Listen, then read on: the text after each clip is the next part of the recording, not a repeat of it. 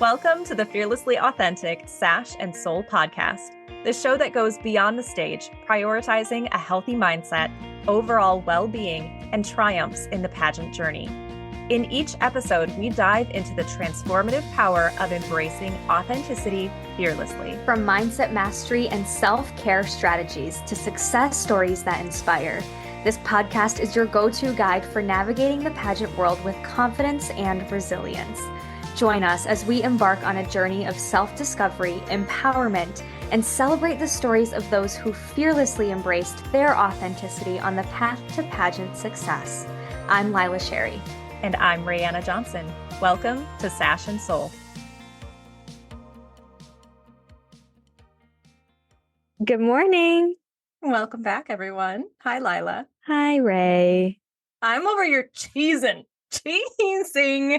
because I have a dual monitor, and my top monitor, I just opened up my social media, and look who I see. Who do I see but Lila, sweet Lila. And it's time for you to share with everyone why I'm so Yeah, me and Logan are engaged. I feel like I'm not surprised, and I don't think many people are surprised, but it's just fun. It's finally official, and we've talked about it. Stop downplaying it. It's huge. It is huge. It's huge.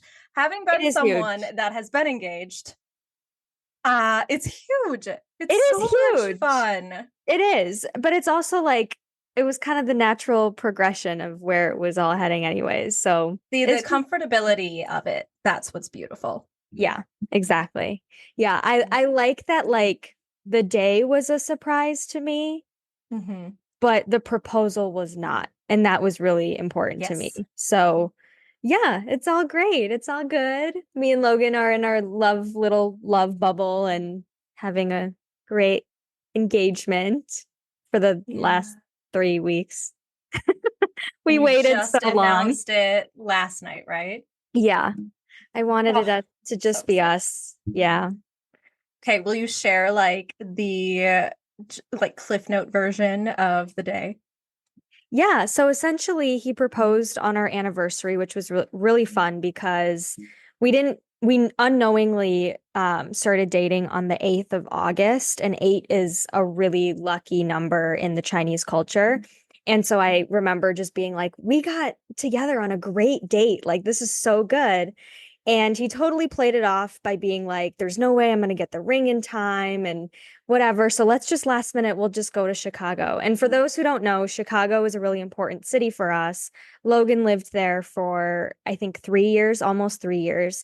And while I was still in school, that's where I would go and take the bus, or whenever I could to go see him. So we were long distance for a little bit. And he was there, and we had our first official date there. I mean, we met at a wedding, but then actually started really dating in Chicago, and all of our early memories are in Chicago. So yeah, he just took me down kind of a boardwalk type thing next to Navy Pier. It wasn't actually Navy Pier, thank God. And it was just a little dock, basically, a little platform that juts out into was it Lake Michigan? Lake Michigan. And you could see the skyline, and it was simple. And I just wanted it to be simple. I didn't want it to be too much. And it was perfect. It was really nice. It's beautiful. And our friend Jess Hammer of Blue Iris Creative was sneakily hiding to take these gorgeous photos that y'all can see on Lila's Instagram. It was funny because I had dropped multiple hints and if it were possible, that I wanted Jess to be our photographer, because I just wanted somebody that we were comfortable with, because I just know that if it was already kind of in a public setting, but B, if I didn't know who the photographer was, I feel like it wouldn't have been as real of a moment. If you look at the pictures, I'm literally screaming in Logan's face. And I don't know if I would have done that if I wasn't as comfortable with the photographer. And so it all worked out, and Jess did a beautiful job. There's some gems that I haven't posted yet that I'm still so excited to post for the next. I don't care how long, I don't care how annoying I am. I'm going to post them all. You don't even need an engagement shoot, because this is basically your I engagement thought that too. shoot, but you should still definitely do an engagement shoot because they are so much fun, especially when you have a great photographer. Like that was such a fun day for AJ and me. But What did oh you my two gosh. do for your engagement shoot? We rented an Airbnb because I wanted it to be like a at home shoot, but not at my home.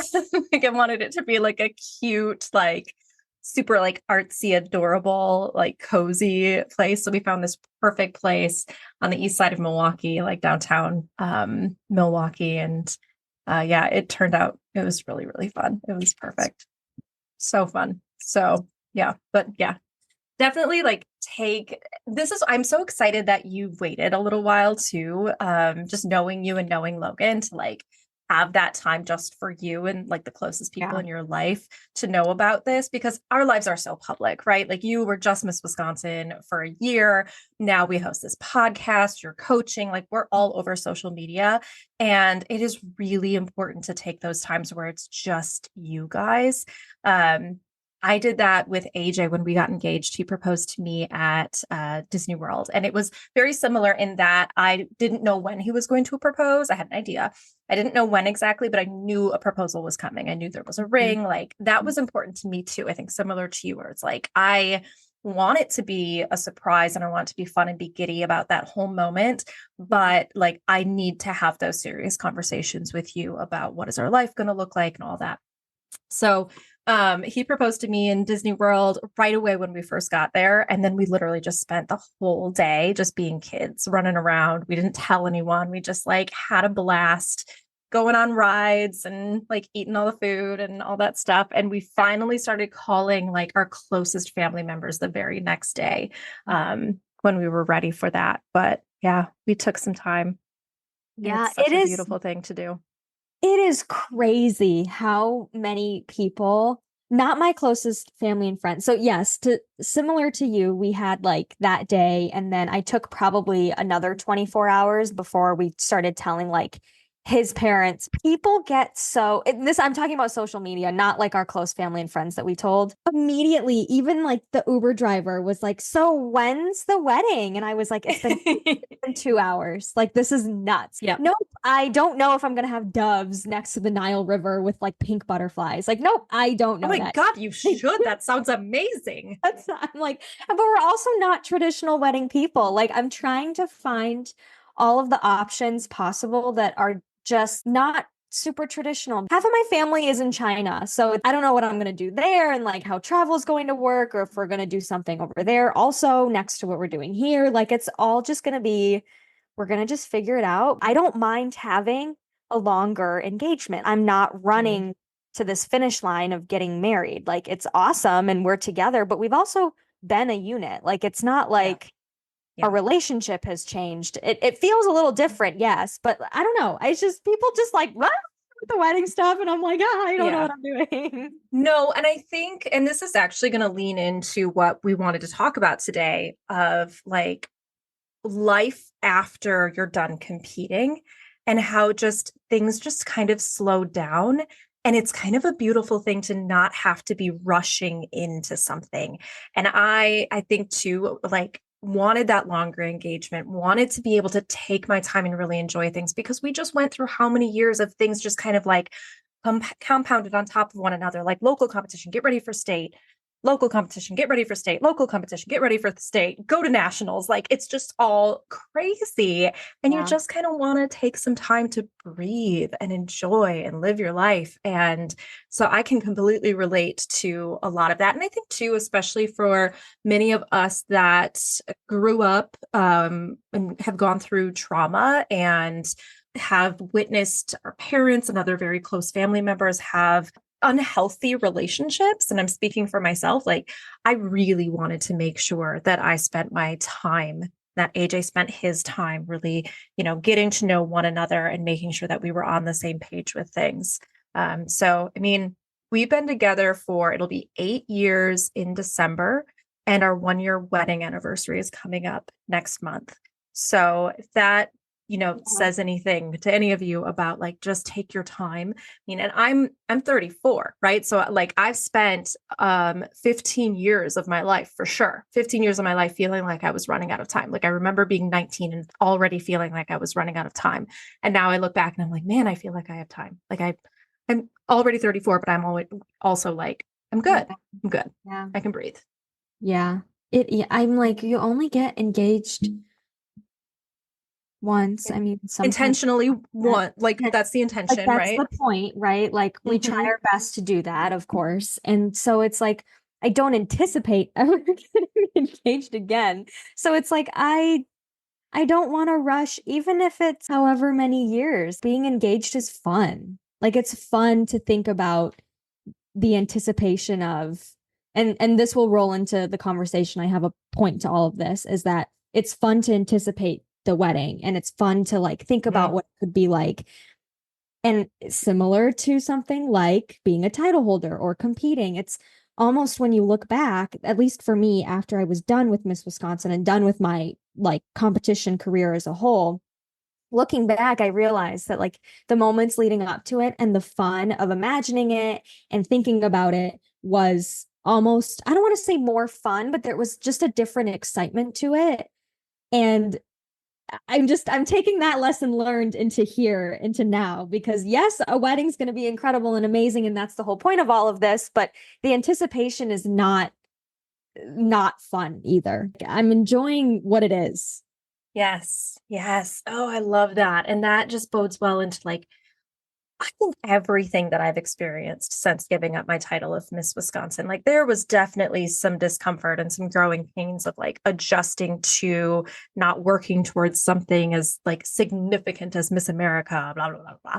Right. But now I really love this idea of like, we leave, the countdown is on 11 days. We leave in 11 days for Italy. And I'm almost like, it's this weird sensation of like, okay, time needs to slow down because I've just like, I'm so excited about it. But I know that like, we're going to get there. And then 2 weeks is going to fly by. And then it's just going to be a memory. And we'll have fun like looking back at the memory. But like, it's going to be done. And I think it's the same thing for like when you get engaged, there's like an anticipation of getting engaged and then you're engaged.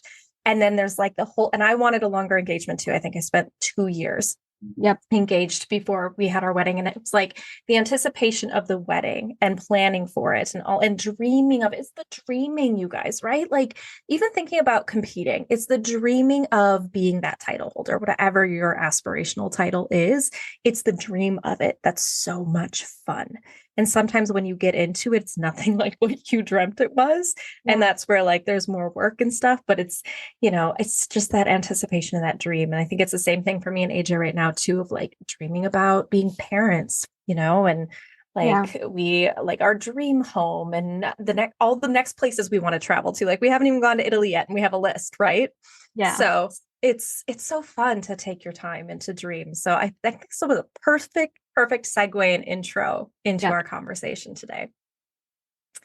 So before we get into our topic of life after you're done competing, want to really quickly chat about a brand new partnership that we have, Fearlessly Authentic and Sash and Soul have with USA National Miss. I'm so excited. So exciting. Wanted to talk really quickly about this new partnership that we have with USA National Miss for Wisconsin and Minnesota. I'm so excited. I spoke to the director last week and we mapped out all the ways that we're going to be able to support not only their 16 title holders that they're going to crown in October, but also anyone that is preparing to compete for Wisconsin and Minnesota USA National Miss. So really, really excited. But I wanted to first start with chatting with Lila a little bit about like, because you are a USA National Miss title holder, former title holder. So I wanted to hear about your experience. We've never actually talked about this. No, we haven't. It was actually one of my more fun pageant experiences. It was okay. So it was pretty small when I had competed, at least in Wisconsin. I think it's grown like exponentially since then, which is really cool now to see. But they said last year they had 40 some contestants, which their goal was 40. And so it's under new ownership. So they've really been doing a lot of really cool stuff with it. And now this year their goal was around 80. And so they're climbing rapidly towards that, which is really so fun to meet all of those women from across the two states here in the Midwest. That's awesome. I'm so sad I won't be here, but maybe you can Zoom me in or I will. something. Yeah. But yeah, I was the Miss Wisconsin teen, I believe, for the organization. And honestly, so locally it was smaller, but it was still so much fun. The people there are just fun. Like people are having a good time. And when you go to nationals, I met some of the best people that I still talk to in pageantry at USA National Miss Nationals. Former Miss Oklahoma from that year, I still talk to. It's been like 4-ish years. That's when that's when I met Maddie, Miss America, too. Right. All those years ago. Yes. Yeah. So it all is just, it's cool now to now be a sponsor, but I had a great experience. I think it's definitely more of like a USA vibe and style, and how Ashlyn was saying on our Get Coached Live episode, where she was talking about how it's like the super fun parts of pageantry you get through USA, of just the glam and like the, oh my gosh, the events at USA Nationals was so much fun. And again, the people really made the experience for me that year as well. And there is a sense of family that they try to create. And I love this about certain organizations in pageantry, is that some of them put a lot more emphasis on the family aspect, whether it's bringing in your own family and having events like with your family while you're there, or they really create a sense of community while you're there, and we'll have events specifically to bring people together rather than just, okay, we're competing, okay, we have rehearsals. Like it wasn't just that. And that, I think that's what made it really fun. So lots of community aspect. The people were great. I loved just the elevated production and the stage and all of that. You normally get that at nationals, but I just remember that being really cool. Just a great experience. It really was. And I'm excited to be here now for them, for these girls. Yeah, I think this is a really great program to do, especially if you're starting off, because like Lila was saying, the family aspect. When I was talking to Susan, the director, last week, she was like, we really want to make sure that this is an empowering and fun experience for everyone involved. So it's even one of those where she's like, we don't even like, we're probably going to cap it at some point, because, you know, when you get too many people involved, like you just kind of lose that intimacy of getting to know everyone. And I was like, I love that, because I actually really value that within Fearlessly Authentic as well, like keeping groups small and making sure that I only take so many clients so that I'm not like maxed out on my ability to serve every single one and meet their unique needs. So this is a great program, I think, especially if you're getting started. So they have 6 different age divisions, starting at age 4 and going up to age 25. So definitely check out. More information is on their website. It's usanationalmiss.com. We're going to drop the links in this episode description as well. The required competition is interview, runway, and gown. And then there's a list of optionals that are fun too. The competition is October 18th through the 20th in Fond du Lac, Wisconsin. And the nationals will be held next July 13th through the 19th in Orlando, Florida. And there's over $160,000 in cash and prizes, paid trips, wardrobe, all the fun stuff that you think about when you think about winning pageant competitions and being part of them. So I'm really excited. I'm going to be joining the state competition on October 18th for their Friday night luau party to chat about mindset and get everyone really pumped up for interviews and competition and everything for the weekend. So really, really excited about being part of that. And we are excited as Fearlessly Authentic, Lila and I as coaches, in partnering with this program to be able to offer discounted coaching for those that are competing. And then, of course, the 16 winners that are going on to nationals in July. So super excited. Definitely check it out. Let them know that we sent you for sure. We would love to hear that some of you are listening and getting involved in some of these organizations that we feel really strongly about partnering with. Like that's one of my values too with my business, with coaching. I know it's Lila's as well, is partnering with really like-minded, value-driven and oriented organizations. And USA National Miss is definitely one of them. So, all right. That's it. Yay. Go check it out. But let's dive in to our conversation today. I'm so excited. Can you tell we're excited about all this stuff? Like this is a fun episode. We got a lot of stuff on the roster. I'm vibing today. I'm vibing so hard. I don't know what it is. We've been talking about doing this episode for months now. And we know that a lot of you have requested, can you talk about what it's like on the other side of competing? And so I know like Lila's still fresh off of that. We wanted to give her some time to just breathe and really figure out where she's at now. So now it's been a couple of months of that. She's still got a lot going on with moving and getting engaged and launching coaching stuff and all the things. I feel like it's good timing now to be talking about this. I agree. This is kind of why it took a bit, because people had started talking about this episode even before I had gave up my title. And I don't want to say that I need to be an expert in anything, but I really wanted to at least have some experiences under my belt to be able to speak on something like this, rather than still being in the space that I know many of us are, and I sometimes continue to still be, without having those experiences that kind of help the conversation and at least give me a sense and an idea of like, yeah, what does it look like? So it took a bit, but I think for a good reason. And I kept telling people like, it's on the list. I promise it's coming. I was like, I got to live my life and then I'll let you know. Okay. So my first question, what is the biggest shift or aha for you in the past couple of months since giving up your title in June? How I define success has completely changed. And I know that we had talked about this very recently in one of the most recent episodes, maybe the most recent one. And it was really just, it was more so, how do we define success? But for me, I realized like, and we have talked about this, you're not getting to a graduation. You're not, there's no, say, deadline for paperwork, or there's no deadline for picking out an outfit. And you're not in a competition space, so to speak. Like it's weird because life can kind of feel like a competition on social media, and people are like always trying to one up each other with like blah, whatever it is. And I'm like, wow, I don't have to view life like that anymore. And B, I'm not putting myself in situations where I'm actively competing against other people.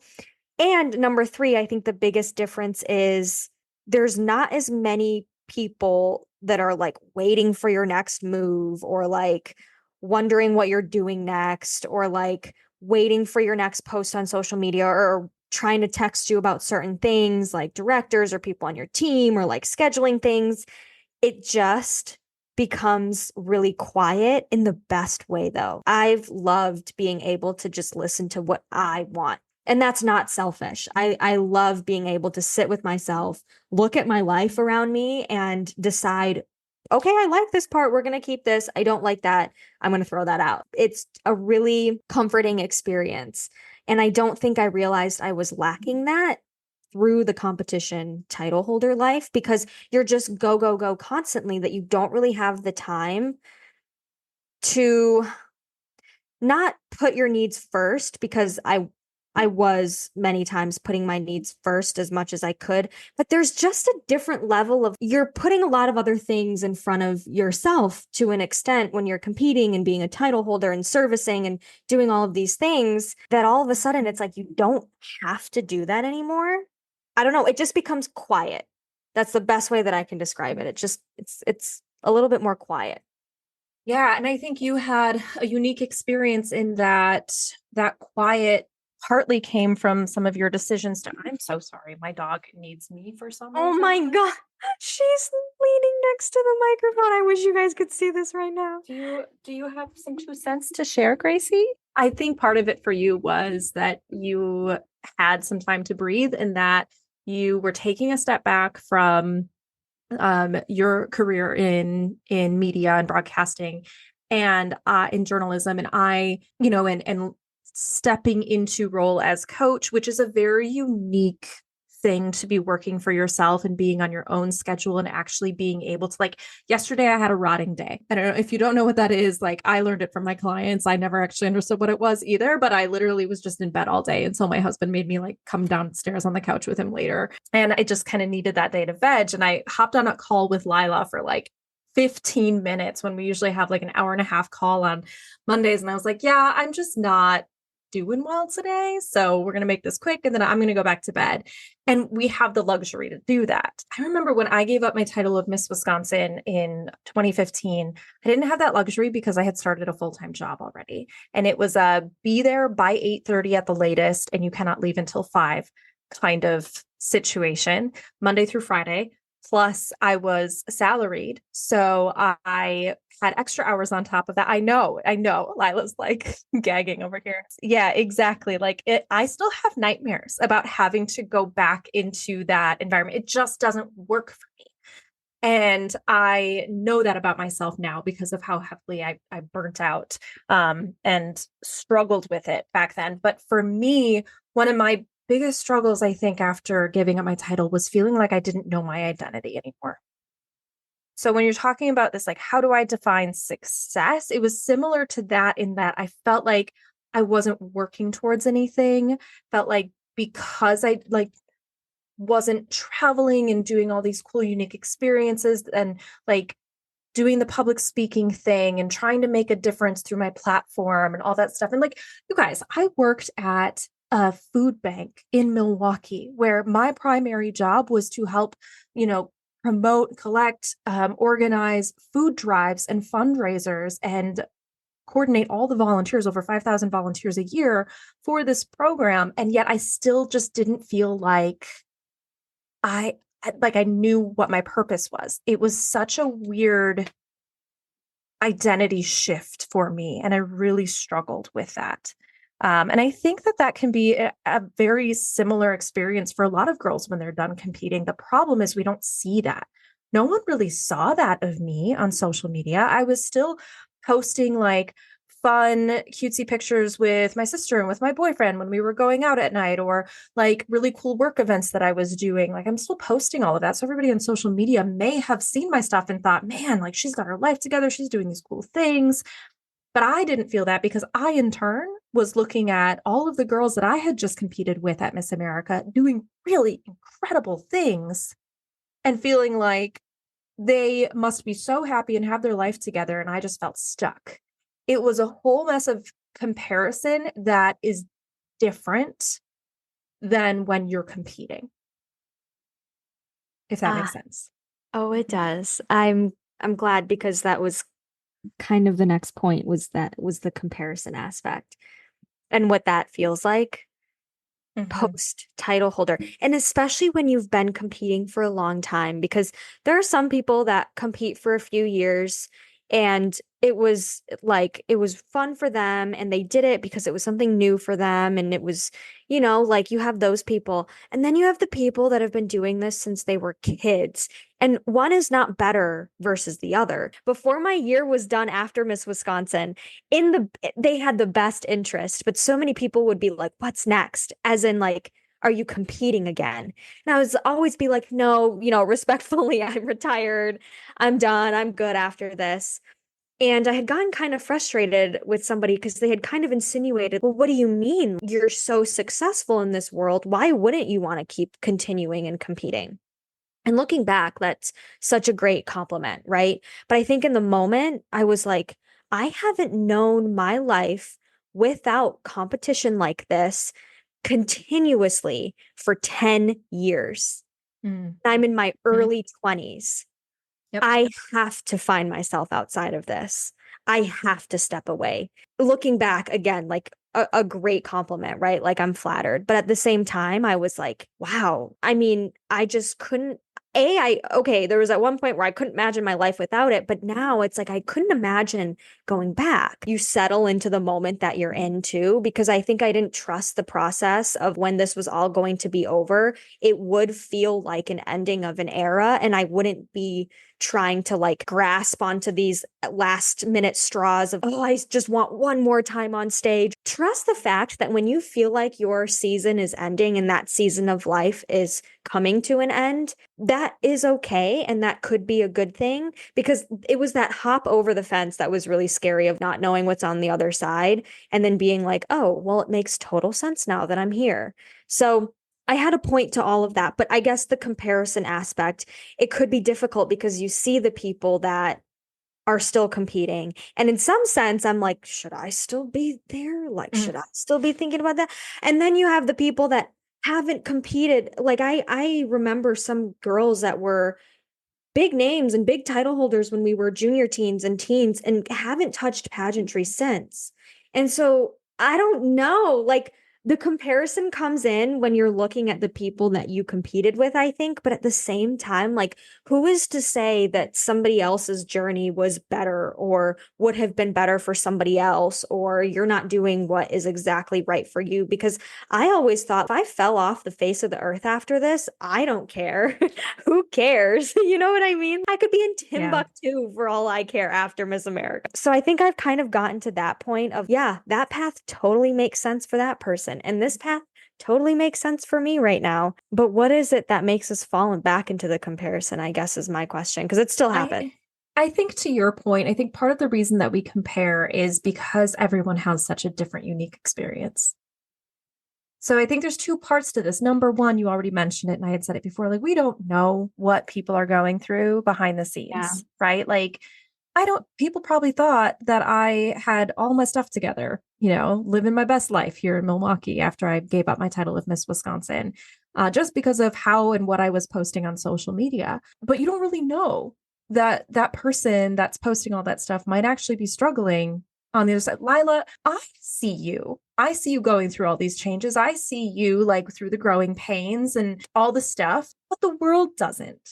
And so I can't imagine it being any different for me and any different for anybody else that we're watching on social media. And I don't think that means that we need to like worry about people necessarily or like pity people by any means. Right.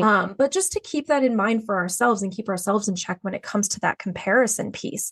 Like if we could stay in our own lane and stop focusing on the crap in the corner, I always go back to that theme, then maybe we won't struggle with the comparison so much. But it's also, again, back to the growing pains. I think that as we're talking about this topic, it would be so easy to just think, okay, guys, easier said than done, or okay, like you're so far removed. And Lila is certainly less removed than I am at this point. But like, no, we get it. Like, I want to acknowledge it's not easy. It's really difficult anytime. And, we have talked about it on the show. We've talked about it together in private, that anytime that you're going through any kind of significant change, it throws you off balance. It's so uncomfortable. It's so scary. Your nervous system goes into overdrive of fight, flight, freeze, or fawn. Like it's not easy. So I think that's one thing to just keep in mind is anytime you're going through change, you're going to be feeling that. And just because you're seeing something on social media, and we say it sounds so cliche, it really does.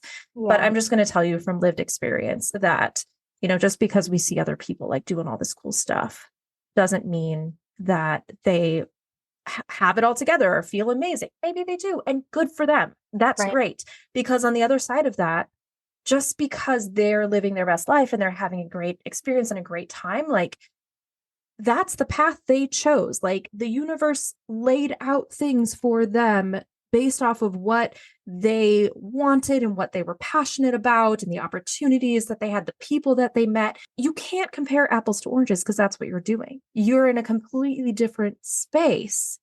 Even if you have some similarities, you're different. And so comparing at that point it's just self-harm, really. It's just causing yourself to feel even more bad about yourself.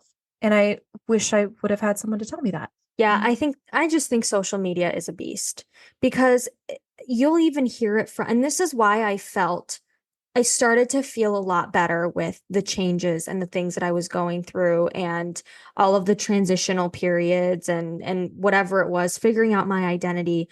Yeah, it was crazy for a second. I was like, do I even like avocado toast? Like, did people just tell me that I liked avocado toast? It's like Runaway Bride when Julia Roberts is like trying to figure out what kind of eggs she likes the best. Yes, there were bigger life changes, right? And now with this engagement, I'm a fiance. That's a whole transitional thing. And I started to feel a lot better when you realize that some of the people that we view as the most successful in this world, when you watch documentaries, Simone Biles, Taylor Swift, big names, and you watch documentaries of them behind the scenes, and there's always a moment of them either flat out saying or insinuating, like, I had no idea what I was doing. I didn't know if it was going to turn out well. But you know what? I just freaking did it anyways. And if I failed, I failed. And if I succeeded, awesome. And we move on to the next thing.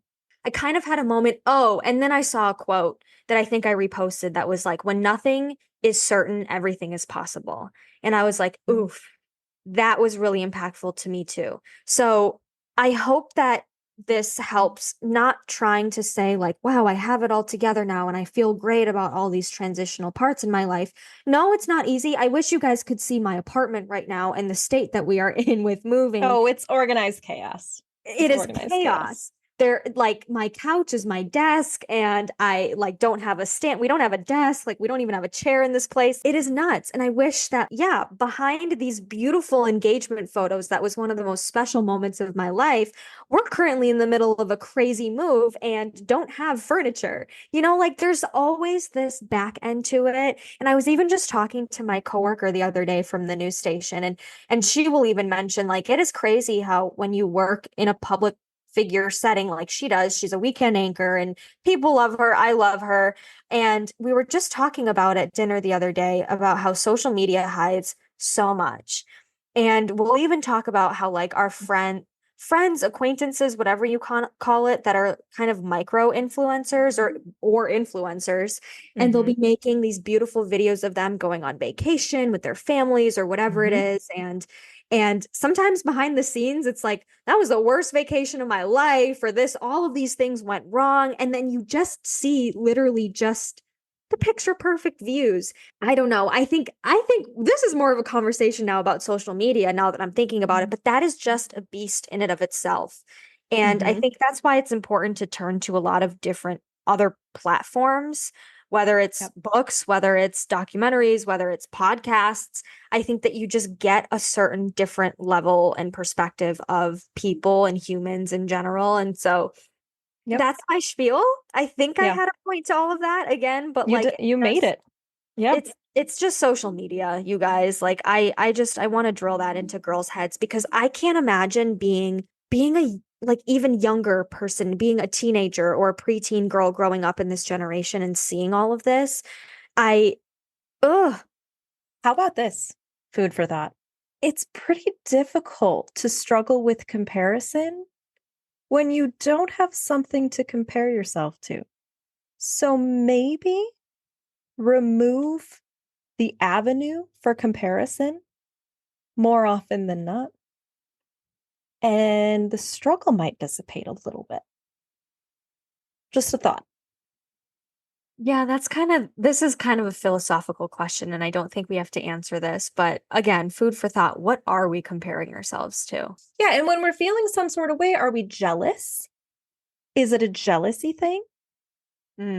Is it a lack of self-worth? That somehow we feel like we're not good enough, we're not worthy enough? Yeah, because, okay, so this brings me to the next point. Yes.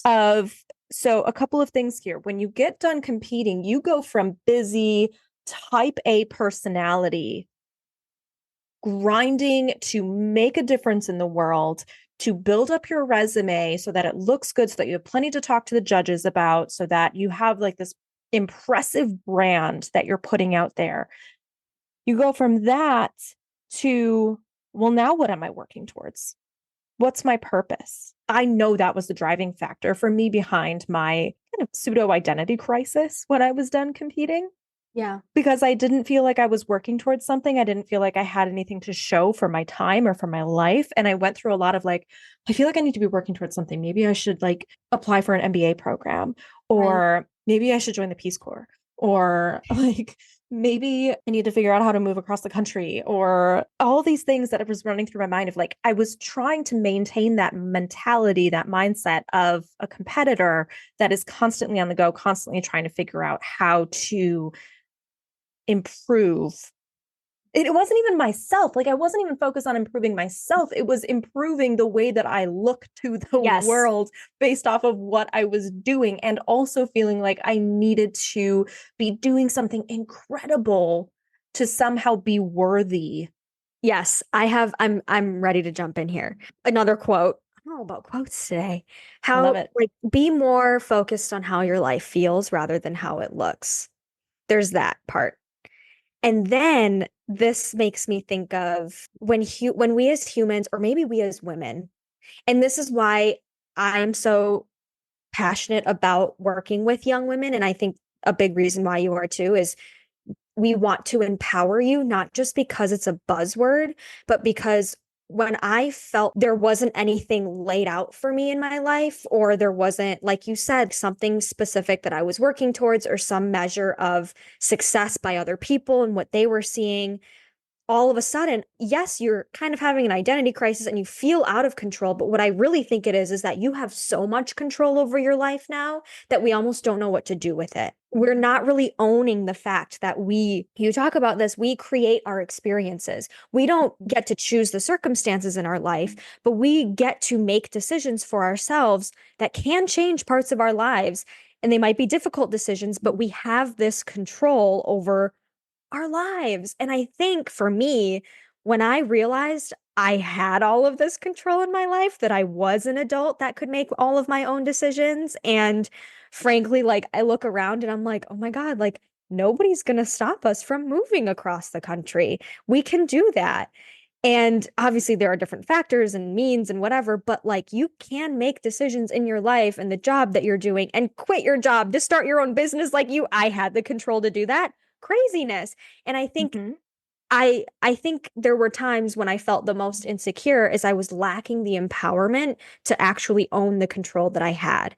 That to me is kind of the biggest thing post title holder life, is that as empowered and as amazing as you felt on stage as a title holder, competing at nationals, all of these things, you don't lose that when you leave the world of pageantry. And I think we feel like we do because we're not thrown into spaces where it like smacks us in the face. But now it's up to us to own the control and the empowerment that we have over our own lives. And that's why I'm so passionate about working with young women, because I wish more people knew that. Because I was just Mm-hmm. talking to a client, a lot of people are going through this too, the aging out and the different Mm-hmm. changes and the different divisions that are happening with Miss America. And we were just talking about how, can this just be a good experience for you? Can we just focus on you having a good time, owning who you are in this process? And also, as a coach, for me, I want you to get things out of our program that you can take with you for the rest of your life, not just what's going to benefit you from this last year that you're competing. And that was a really beautiful conversation, too, because now we're talking about life post pageantry before we've even really started diving into coaching. And that's awesome. So, that's a perfect example of owning the experience and then knowing that you have the tools and you have the ability to empower yourself after. Yeah. I love everything you just said. I love it so much, because so often the biggest thing that I'm focusing on with my clients, especially like the go-getters, the ones that just really have had it drilled into them that they need to be doing something and going constantly. I mean, the thing that we work on the most in those cases is balance, self-acceptance, focusing on the joy of it rather than the productivity of it, focusing on the feeling rather than the outcome, focusing on the why, on your big picture, on your lifelong goals, rather than just a means to an end, being like, I'm going to do X, Y, and Z so that it looks good on paper and it sounds good in interview so that maybe they'll pick me, so that maybe I'll win this title. Like, it's so much deeper than that. And once we can look at the depth, mean, I think what causes some of this disruption in our identity in such a drastic way is when we have been focusing on some of the more shallow things and the things that like the doing instead of the feeling. Ooh. Because then when you're no longer doing and like, you haven't learned how to focus on like the feeling and the joy and the like doing things just because it, builds your vibes up. Like what we're doing on this podcast right now, doing it literally just for the joy of it. Lila and I have been like, have you even looked to see how many like downloads or like how people are feeling about like the episodes? And both of us were like, nah, it's been a bit. Like, oh, we should check that out. But we're literally just doing it, like hitting record just to have a fun conversation together and knowing that like whoever needs to hear it is going to hear it. So it's not about, we're not focusing on the outcome, we're focusing on the joy of it. And I think that is the disservice of so often when you're being told to push, push, push and grind and like do X, Y, and Z in order to succeed, when you're not focusing on the balance, when you're not focusing on the joy, when you're not focusing on the feeling of it, then you're building yourself up for this huge letdown in your identity shifts. And it can be kind of catastrophic for a little while in your life. I wouldn't care if 3 people listened. I just find this fun. This is just fun. Number 2, this also makes me think of another Get Coached Live conversation that we had. And we were talking about comparison specifically when it comes to like during pageantry and paperwork, and then comparing yourself to other people who, quote, have really successful jobs that society views as really successful, and maybe you don't. And I remember talking to her and being like, would you still go to this event, or would you still do your organization and be a part of this program if you weren't going to post about it on social media, or if there was not 100 people in the room? Like, what if there was 5 people? Or would you do it if you didn't have the connections with the people that you talk about that you don't see on social media? No, we wouldn't do that in all of these events and the things if A, there weren't any people there and we weren't making any connections. I would still go to an event or do something cool if somebody said you're not allowed to post about this on social media. So we're still doing these things anyways, and we naturally gravitate towards these cool things and the things that we love to do and these programs and the service because of the feeling that it gives us. But we just have to recognize that. If you were to take all of the social media part away, or all of like the glitz and the glamour of it, like, would you still do it just to make connections with people? And 9 times out of 10, people would say yes. So that just kind of proves that like it is just the feeling of it. And you're right, when we're not focusing on the feeling of it, and when it is just about honestly, the temporary, like physical, worldly stuff, I'm going to go there. We're focusing on the stuff that doesn't last, and it is temporary, and it is very surface level and shallow. And that's when we feel empty because we've been putting all of ourselves into this temporary thing. And I don't know how spiritual people are, but I think for me, it's recognizing that, like, what am I actually going to take with me? Sorry, this is morbid, but like to my deathbed. What do I actually think I'm going to care about? It really puts into perspective, though, because the last thing that I'm going to be thinking about is that social media post. Like, I can't even say it without laughing, but it's true, though. And then that really does take out the comparison, because then I'm almost done. But then we have like, would I do what this person is doing, and would it give me the same feeling? Probably not. Right. But we have teachers, we have doctors. Would I be in the military because it looks cool to other people if I didn't find fulfillment through service in that way? If I didn't find fulfillment through being a teacher or a doctor, would I do that just so I could say that I did it? No, I didn't even stick around in the news right now because I didn't find fulfillment in that right now. And that's something that I thought would be my service work for life. And so take that as an example, because I studied in school and I still love the job of journalism. There's a lot of outside factors in play, obviously. But what I thought that was, and my entire platform competing, that was crazy to me. That was my whole platform competing. And now it looks a little bit different. I physically could not keep going because I wasn't fulfilled in the way that I needed to be in this part in my life right now. Absolutely. And I find myself in the same experiences too, in terms of like the things that I decided I didn't want to do anymore. There were still parts of it that I'm doing today. It was just, there were certain aspects of it that just didn't work for me. I think, as we wrap up this conversation, I think a good just check, just a self check for you is like, so I was just thinking about how little I post on social media, but how much I actually do in my life that you guys don't see because I'm not posting on social media. Like Right. I went to a Brewer game on Sunday and I caught a ball and I have a cute picture with me and this ball, but I still haven't posted that. Ask yourself, how much joy am I experiencing in this? And will I still experience this same level of joy if I don't share it with the world that I did it? I know that there are times when I sit back and think like, I feel like I really should be. Here's the should, that's the judgment. Yep. Should be like posting these things because, we have this following. I think people might be interested in what I'm doing with my life. But then at the same time, I'm like, I'm not really an influencer in that way. And I don't find joy in posting. And it's just not part of my experience that brings me joy. So like ask yourself, like, would you still have just as much fun doing this if you weren't taking pictures and posting it all over social media to like show the world that you're doing it? Are you posting just for the fun of posting because you really enjoy posting and it's kind of like you building a record and kind of like a digital like a digital scrapbook of your life, and it's fun for you to look back on and for your family and friends to see? Or are you doing it because you're trying to be impressive and show off like that you have a life outside of whatever? Right. I think that's probably a good just self-check and analysis for yourself. And I think for me, it's also just helpful to remind myself it's okay that I'm not posting. I'm still loving my life and living my life and having fun with my husband and building these memories. Like that's what's important to me. Now, I've had people specifically request that I post on Instagram when I'm in Italy. So you'll probably see more of that. I hope you weeks. do. I Yeah. really hope you do. Travel photos are so fun. I love living through people and their travels. Yeah, to round out, because I think we kind of just went off, and I always like to be solution focused, and I think we were. I wrote down 3 words: supposed to be. I think that we need to stop, like you said, the shoulds. And it's something I talk about with my therapist a lot too, because I am somebody that grew up in a household with lots of expectations, and what is the supposed to be? Mhm. I ask myself that a lot too. I say that I'm supposed to be doing this. Now it goes back to that control and that empowerment over your own life. Who's saying that besides me?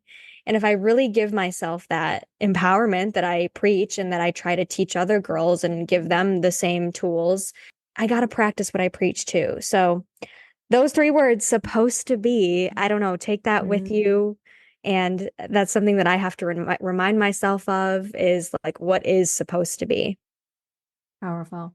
I think that just felt very much like a conversation that needed to be had. And I hope I don't have a takeaway for myself personally. I just have a hope that if you're listening, if you made it this far, that you found some nuggets and some takeaways that are going to be helpful for you in your day to day. And just know that it's not linear. Like grieving, like the ending of any kind of chapter, era, or season of your life is not linear. Grieving in general is not linear, and change is going to cause an upset in your nervous system. You're going to feel that. If you can understand and recognize that that's what's happening, you don't have to like it, but not fight it. That might be more helpful for you than scrolling through social media and feeling bad about yourself because you're not living your life like somebody else is, or multiple other people are from your perspective. Like, stop scrolling, look away from the crap in the corner, figure out what it is that brings you the joy and lean into that. And if you need a rotting day, that's okay. I had lots of shoulds going on in my head yesterday during my rotting day, but I also kept thinking to myself, everything's working out for me and I will feel better tomorrow. And here I am. I cleaned my house, did a really good workout, had a great conversation with all of you. And I have a consult after this and I'm really excited about it. Yeah, me too, actually, later today. I know that there are, and I want to acknowledge this, that there are circumstances where people feel like they don't necessarily have control over their lives or their schedules. And I understand there are factors at play when you are figuring out life and finances and your career or family or whatever it is. but there's always a choice that you can make. Logan always tells me this too. You always have a choice. And that's kind of my, I guess, hope, like you said, or takeaway for this episode is that there are always going to be factors at play, and there are always going to be things that happen and circumstances that we cannot control. But don't do yourself the disservice or the disjustice or injustice of not giving yourself a choice in situations to take care of yourself or to find a new identity or to find a new hobby. Or I'm thinking about now when we talked to Maddie, Miss America, and how she was like, I was known as the astronaut girl growing up, and all of a sudden I just didn't want to be an astronaut anymore. And I thought that it was going to be like the ending of the world and nobody cared.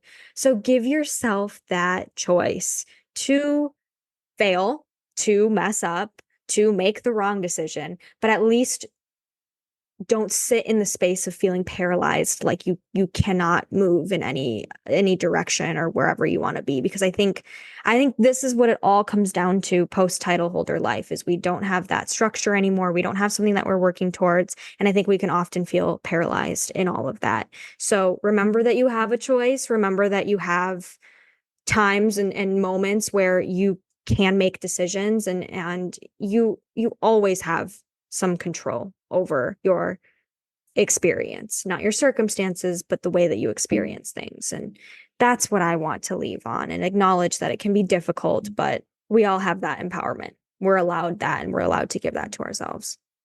Yeah. And with that, take what works for you, you guys, and leave the rest for now, because we're all at different spaces right now, emotionally and mentally, and just take what works for you and don't feel like you're failing if something isn't hitting right now. Yes. So, yep. There you go. And as I say to my clients, onward and upward. Yeah. Onward. I don't know if I've said that on Sash and Soul yet, so that felt good. It's been a minute. All right. Well, congratulations, Lila. Can't wait to see more of your engagement photos and to just kind of be witness to the anticipation and the joy and the excitement of everything you've got going on right now. And yeah, with that, you're welcome. Be well, everyone. Check out UNM. Yes. All of the things, we'll have that below. An amazing organization. And we'll talk more too as we lead up with all of the updates and how it's going. But yeah. Kind of a big episode that I didn't realize was going to be so big and so fun, but it's good. There's that. We'll end it here. Cool. We will talk with you next week, everyone. Bye. See you. If you aspire to be as confident and accomplished as the women we talk to on this show, then this exclusive opportunity is tailor-made for you. I'm offering a complimentary, fearlessly authentic coaching consultation designed specifically for women like yourself. Have you ever compared yourself to others or worried you're not good enough? Do you get nervous about public speaking and always second guess the things you've said? I've been there myself and have helped countless women conquer their private interview and onstage question, feel confident on and off stage, showcase their authenticity and purpose, and ultimately win the title of their dreams. In the Fearlessly Authentic Coaching Program, you will develop award-winning interview skills, transform your platform, become a public speaking expert, overcome self-doubt, comparison, and imposter syndrome, and be 100% prepared to not only win, but to succeed with your dream title, whether that's local, state, national, or even global. Don't let doubt or hesitation hold you back any longer. Take the first step toward your success and sign up for your complimentary, no obligation, coaching consultation today. Simply visit fearlesslyauthenticcoach.com/consultation and reserve your spot. Remember, your journey to greatness begins with a single decision. Join the ranks of empowered women who dare to be fearlessly authentic. Thank you so much for listening, and here's to the confident, unstoppable you.